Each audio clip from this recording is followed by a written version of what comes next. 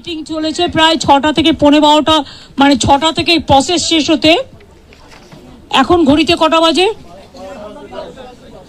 12টা বাজে 10 মিনিট বাকি। Just 5 minute আগে আমাদের জুনিয়র ডাক্তারদের টিমটা বেরিয়ে গেল।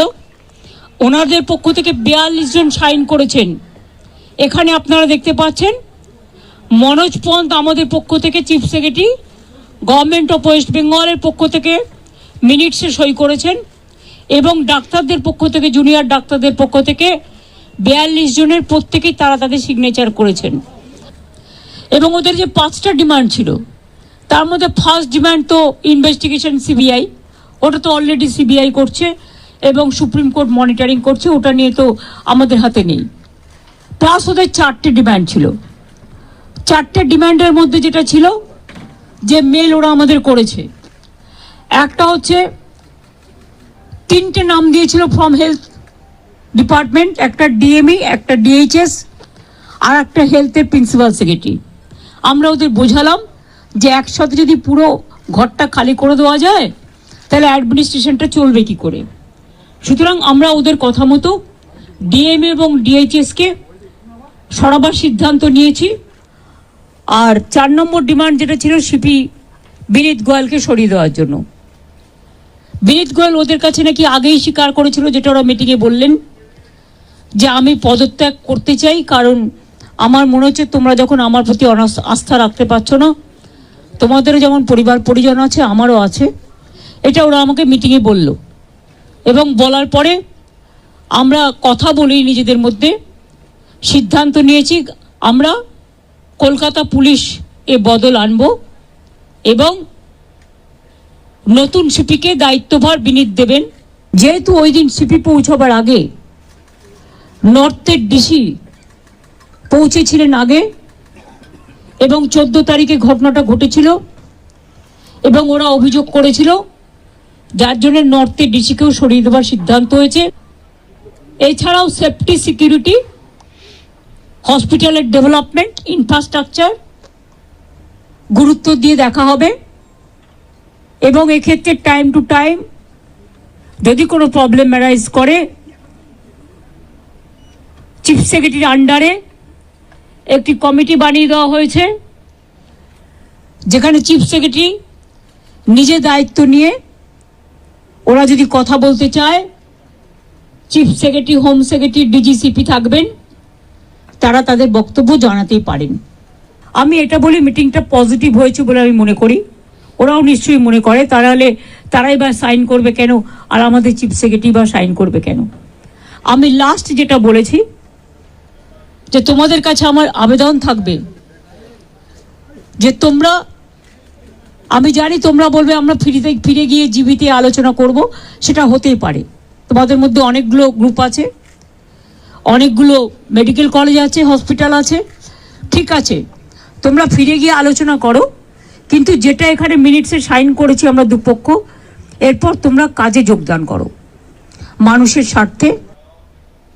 কমিশনারের বদলি সহ একাধিক বিষয়ের উল্লেখ করা হয়েছে।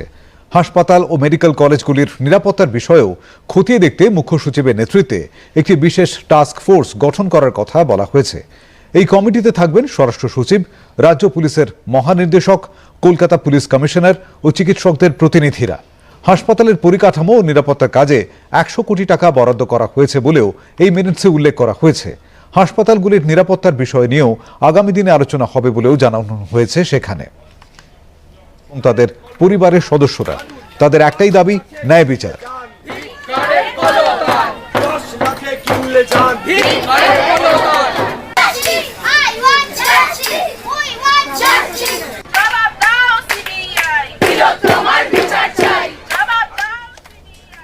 যে বৈঠকের জন্য যাওয়ার কথা ছিল, প্রথম থেকেই আমরা বলেছিলাম যে দ্বিপাক্ষিক একটা মিনিটস নিয়ে একটা আলোচনা হবে। আমরা গিয়েছিলাম সেখানে, আজকে দীর্ঘক্ষণ একটা আলোচনা হয় এবং সত্যি কথা বলতে কিছু অংশে আমাদের যে বিশাল আন্দোলন, আমাদের যে জুনিয়র ডাক্তারদের আন্দোলন এবং তার পেছনে মানুষের সমর্থন, সেটা আমরা মুখ্যমন্ত্রীর কাছে পৌঁছাতে পেরেছি এবং সেই জায়গায় দাঁড়িয়ে তিনি প্রাথমিকভাবে কলকাতা পুলিশ কমিশনার বিনীত গোয়েলকে সরিয়ে দেওয়ার একটা আশ্বাস তিনি দিয়েছেন এবং স্বাস্থ্য ভবনের ক্ষেত্রে যে দাবিগুলো আমরা রেখেছিলাম, ডিএমই এবং ডিএইচএস তাদেরও একটা সরিয়ে দেওয়ার একটা আশ্বাস আমরা পেয়েছি। কিন্তু এই যে প্রত্যক্ষ এবং পরোক্ষ তথ্য প্রমাণ লোপাট এবং দুর্নীতি হোক এবং এই থ্রেট হোক, সিন্ডিকেট হোক, তার যাদের একটা প্রশ্রয় হয়েছে সেই প্রিন্সিপাল হেলথ সেক্রেটারি সে বিষয়ে কোনো সিদ্ধান্ত তিনি নিতে পারেননি। এছাড়াও আমাদের সেফটি সিকিউরিটি বিষয়ে তিনি কেবল একটা টাস্ক ফোর্স গঠন করবেন এরকম একটা কথা বলেছেন, কিন্তু আমরা স্পষ্টতই জানিয়েছি যে কেবলমাত্র একটা টাস্ক ফোর্স গঠন করে এই সমস্যার সমাধান নয়। কেননা সেফটি সিকিউরিটি সংক্রান্ত বিষয়ে আমরা যে জিনিস বলেছিলাম যে শুধুমাত্র বাইরের জিনিস নয়, বাইরের থেকে সিকিউরিটি নয়, যে ইন্টারনাল থ্রেট, এই যে সিন্ডিকেট রাজ, মাফিয়া রাজ, গুন্ডা চক্র, দুষ্ট চক্র, তাদেরকে একটাভাবে উপরে না ফেলতে পারলে তার জন্য প্রয়োজন একটাভাবে গণতান্ত্রিক পরিষদ তৈরি করা। সেই বিষয়ে একটা আলোচনা পথ ওপেন হয়েছে, কিন্তু সেই নিয়ে কোনো কথা কিন্তু খুব বেশি দূর এগোয়নি। আমরা ফার্দার ডিসকাশনে পরে বুঝতে পারি এরকম একটা কথা হয়েছে। আমরা পথ খোলা রেখে এসেছি, আমরা পথ বন্ধ করতে চাইনি। আমরা যেহেতু সদিচ্ছার একটা ব্যাপার চলছে, আমরা পথ খোলা রেখেছি এবং একথাও মনে করি চাই যে যেটুকু আংশিক দাবি আমরা পূরণ করে আনতে পেরেছি সেটা আজকে এই আন্দোলনের একটা বড় জয়। কিন্তু একথা মনে রাখতে হবে যে এইটুকুর জন্য আমাদের 38 দিন ধরে পথে থাকতে হয়েছে। আজকে আমরা স্বাস্থ্য ভবন সাফাই অভিযানে যে গিয়েছিলাম সেটাও আমরা সম্পূর্ণ করতে পারিনি। আজকে এই অবস্থায় গিয়ে আমরা ধর্ণা মঞ্চে ফিরে যাচ্ছি, বিক্ষোভ মঞ্চে ফিরে যাচ্ছি। সেখানে গিয়ে সমস্ত কলেজের যে জুনিয়র ডাক্তার, যারা আন্দোলনরত জুনিয়র ডাক্তার এবং যারা সাধারণ মানুষ আমাদের পাশে রয়েছেন তাদের সাথে একটা আলোচনা করে তারপর আমরা, এবং অবশ্যই আমাদের নজর থাকবে আগামীকালে সুপ্রিম কোর্টের শুনানির ওপর, এবং অবশ্যই যে কিছু আলোচনা হয়েছে সেই আলোচনা যতক্ষণ না বাস্তবায়িত হচ্ছে সেই বাস্তবায়নের ওপরেও আমাদের নজর থাকবে যে কতক্ষণে, কত দিনে এই বিষয়টির একটা বাস্তবায়ন হয়, সেদিকেও আমরা তাকিয়ে রয়েছি। আমাদের আন্দোলন স্বাস্থ্য ভবনের সামনে যেরকম আমাদের অবস্থান বিক্ষোভ চলছে এবং আমরা যে কর্মবিরতিতে আছি, আমরা আমাদের কলেজের সমস্ত ছাত্রছাত্রীরা, নার্সিং, মেডিকেল বন্ধুরা যারা এই আন্দোলনের সাথে সরাসরিভাবে যুক্ত, তাদের সাথে সম্পূর্ণরূপে আলোচনা করার পর আন্দোলনের এবং আমাদের কর্মবিরতির গতি প্রকৃতি সম্পর্কে সুনির্দিষ্ট সিদ্ধান্ত নেব, এটাও আমরা মাননীয় মুখ্যমন্ত্রী জানিয়েছি। বিক্ষোভ দেখালেন সাধারণ মানুষ। আর.জি. কর কাণ্ডে সুবিচার দাবি করে স্লোগান দিয়েছেন তারা।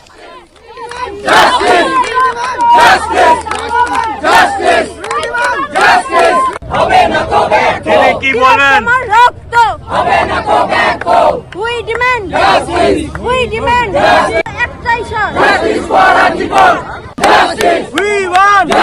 তিলোত্তমার পূর্ণ এবং স্বচ্ছ বিচার চাই। এই সিন্ডিকেট রাজ এবং এই থ্রেড কালচার থেকে আমাদের মুক্তি চাই।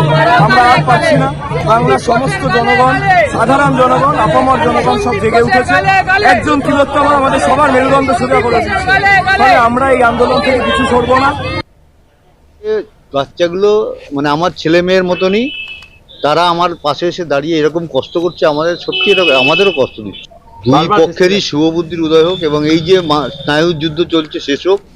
আমরা পুলিশকে বারবার বলেছি আমাদের মেয়ের বডি প্রিজার্ভ করতে চাই, আমরা পোড়াতে চাই না, আজকে দাহ করতে চাই না, শোনেনি আমাদের কথা। 200-300 পুলিশের আমরা ছিলাম, আমাদের বাড়ির পাশের একজন ছিলেন, আমাদের ড্রাইভার ছিল, আমরা 4 জন ছিলাম। মেন্টাল বিশাল সৃষ্টি। আজকে মুখ্যমন্ত্রী চাপে পড়ে, এবং এই চাপ শুধুমাত্র যে আন্দোলন চলছিল ডাক্তারবাবুদের সেই চাপ তো নয়, পশ্চিমবঙ্গের বিভিন্ন জায়গায়, গ্রামে গঞ্জে, ছোট শহরে, মফস্বল শহরে, কলকাতার বুকে একের পর এক আন্দোলন হচ্ছিল ন্যায় চেয়ে। এই আন্দোলন বাংলার 10 কোটি মানুষের আন্দোলন ছিল। এই আন্দোলনে ভয় পেয়ে মাননীয় মুখ্যমন্ত্রী কতগুলো স্টেপ নিয়েছেন।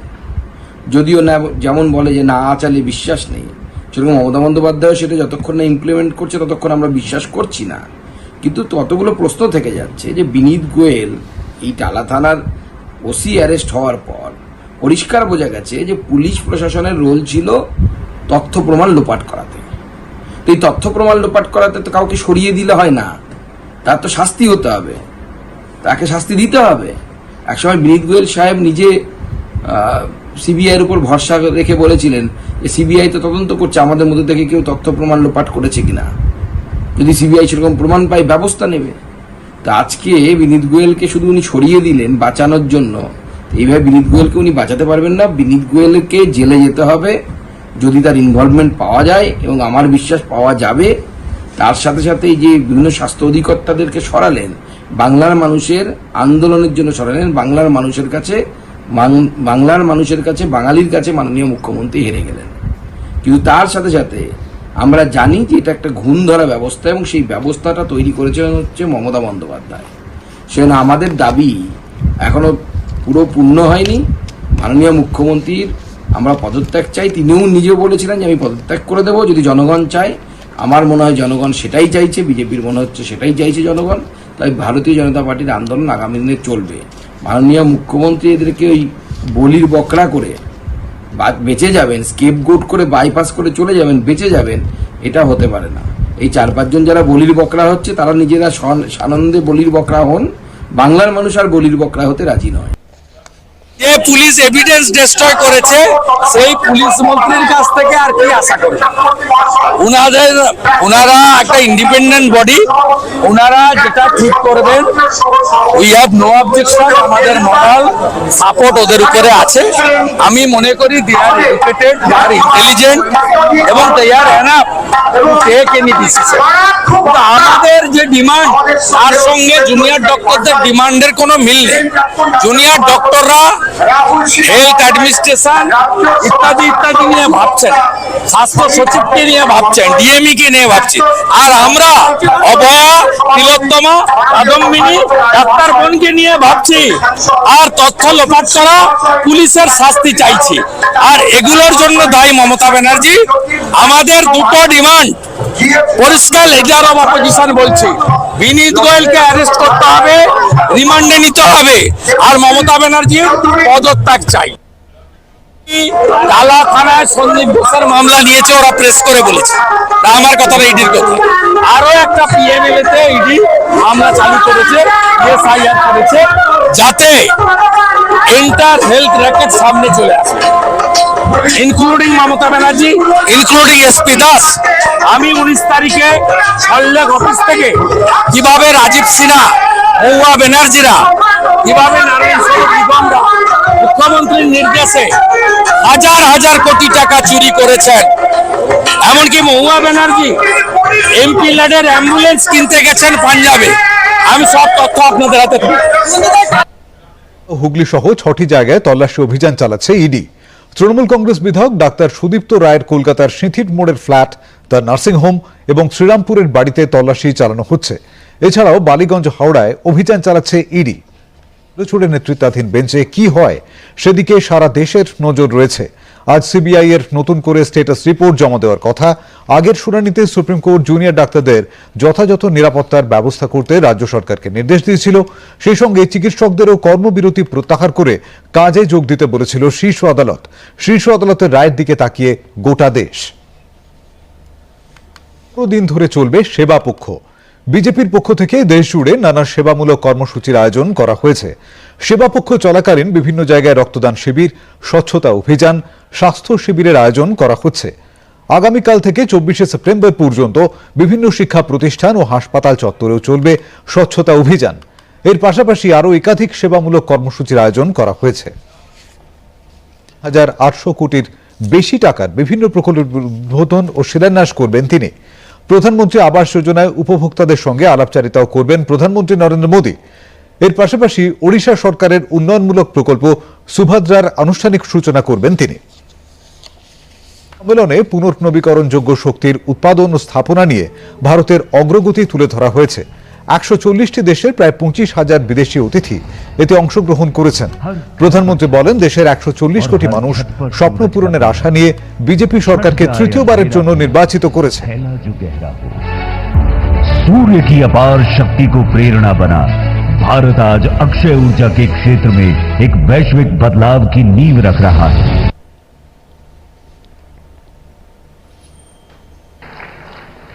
हमारी सरकार को मिले थर्ड टर्म के पीछे भारत की बहुत बड़ी एस्पिरेशंस है। आज 140 करोड़ भारतवासियों को भरोसा है, भारत के युवाओं को भरोसा है, भारत की महिलाओं को भरोसा है, कि उनकी एस्पिरेशंस को पिछले 10 साल में जो पंख लगे हैं वो इस थर्ड टर्म में एक नई उड़ान भरेंगे।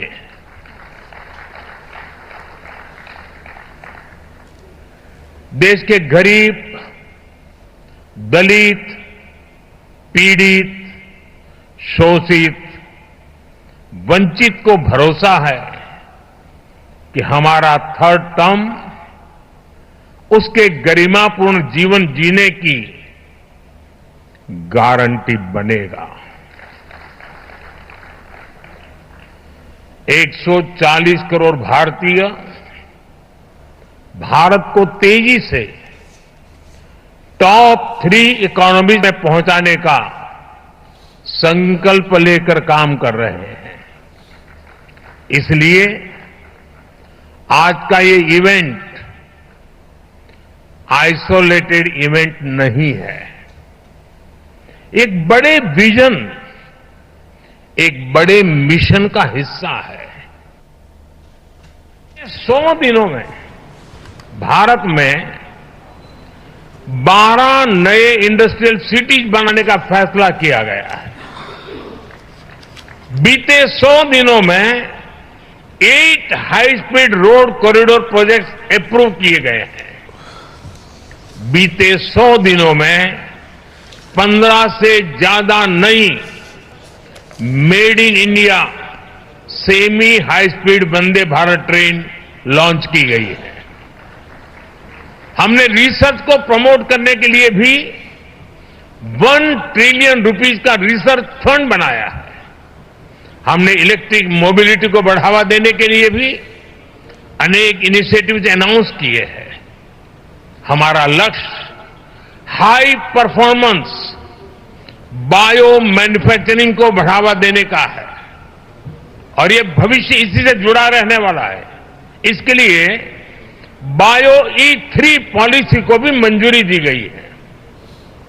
साथियों, बीते 100 डेज में ग्रीन एनर्जी के लिए भी कई बड़े फैसले लिए गए हैं। हमें ऑफशोर विंड एनर्जी प्रोजेक्ट्स के लिए वायबिलिटी गैप फंडिंग स्कीम की शुरुआत की गई है। इस पर हम 7,000 करोड़ रुपए से ज्यादा खर्च करने जाते हैं। भारत आने वाले समय में 31,000 मेगावाट हाइड्रो पावर जनरेट करने के लिए भी काम कर रहा है।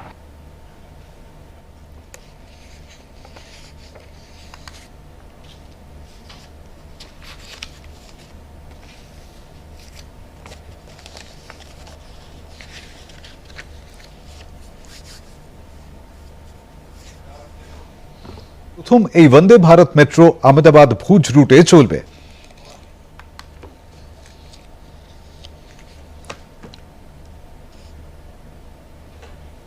বলেন সহযাত্রীদের সঙ্গে।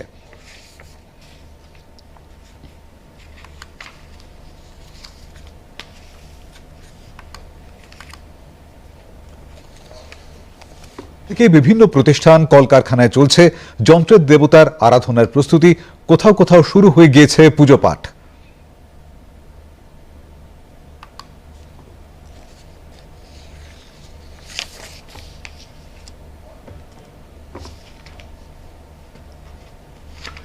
ভারত এবং চীন সেমিফাইনালে দক্ষিণ কোরিয়ার বিরুদ্ধে 4-1 জিতে ভারতীয় দলের মনোবল এখন তুঙ্গে।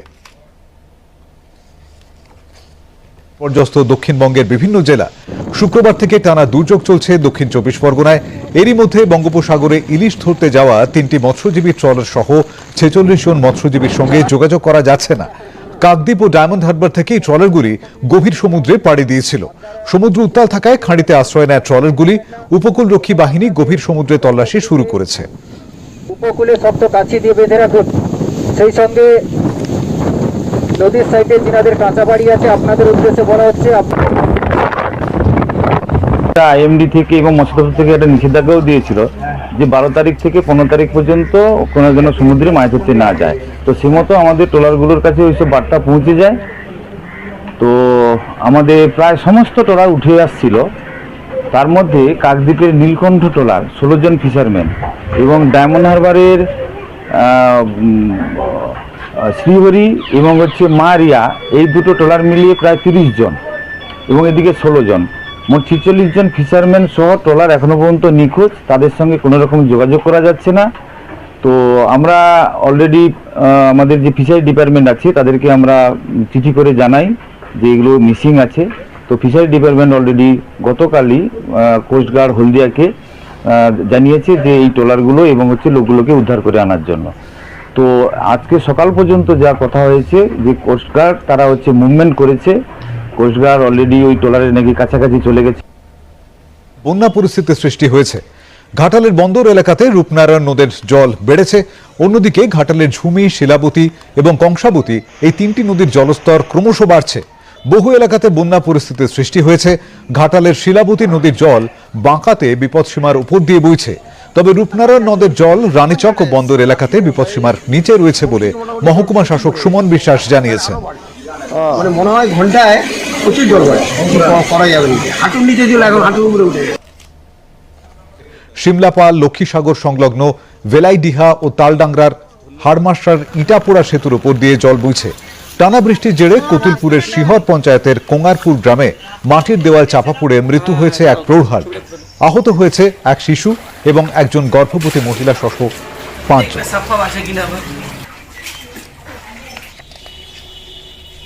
বিশেষ সতর্কবার্তা, এটা দ্বারা হাড়মাসা অঞ্চলের সমস্ত গ্রামবাসীদের জানানো যাচ্ছে যে বিগত 3 দিন যাবৎ লাগাতার বৃষ্টির কারণে এবং মণিপুর মুগলপুর ড্যামে একটি ভয়াবহ রূপ ধারণ করেছে। সতীপীঠ কঙ্কালীতলা, বিভিন্ন জায়গায় নদীর জল উপচে পড়েছে রাস্তায়। কোথাও বন্যা পরিস্থিতির তৈরি হয়েছে। প্লাবিত হয়েছে গ্রাম। ময়ূরাক্ষী, কোপাই, কুয়ে নদীর জল বিপদসীমার উপর দিয়ে বইছে। গোয়ালপাড়ার ব্রিজ জলের তলায়। স্বাভাবিকভাবেই শান্তিনিকেতন শিউড়ি যাতায়াতের পথ বন্ধ। বিপদে পড়েছেন এলাকার মানুষ। অন্যদিকে জয়দেবের অজয় নদীর জল বাড়ায় ভেঙে গিয়েছে ফেরিঘাট। পশ্চিম বর্ধমানের সঙ্গে বীরভূমের যোগাযোগ ব্যবস্থা বিচ্ছিন্ন হয়ে পড়েছে। জলমগ্ন হয়ে গেছে। এটা জলটা ছেড়েছে, বাঁধের জলটা কুলতোর থেকে আমাদের গতকাল 5400 কিউসেক জল ছাড়া হয়েছে। তো সেই জলটা যতক্ষণ আসতে থাকবে ততক্ষণ হয়তো এই জলটা থাকবে। এই জলটা ছাড়া বন্ধ হয়ে গেলে এই জলটা বেরিয়ে যাবে। এর আগের বারও হয়েছিল কিছুদিন আগে, আবারও সেরকমই হয়েছে। ওপরে আপার ক্যাশমেন্টে একটু বর্ষাটা হচ্ছে, ওটা এক্সপেক্টেড যে আমাদের ওয়েদার রিপোর্ট যেটা আছে আগামীকাল হয়তো ক্লিয়ার হয়ে যাবে। ব্যাপক প্রভাব পড়েছে। বহু জায়গাতেই রাস্তার উপর জল জমে যাওয়ায় বিচ্ছিন্ন হয়ে পড়েছে যোগাযোগ। ভেঙে গিয়েছে বেশ কিছু কাঁচা বাড়ি। জেলা প্রশাসনের তরফ থেকে ক্ষয়ক্ষতির তালিকা তৈরি করা হচ্ছে, তবে কোনো প্রাণহানির খবর এখনো পর্যন্ত পাওয়া যায়নি।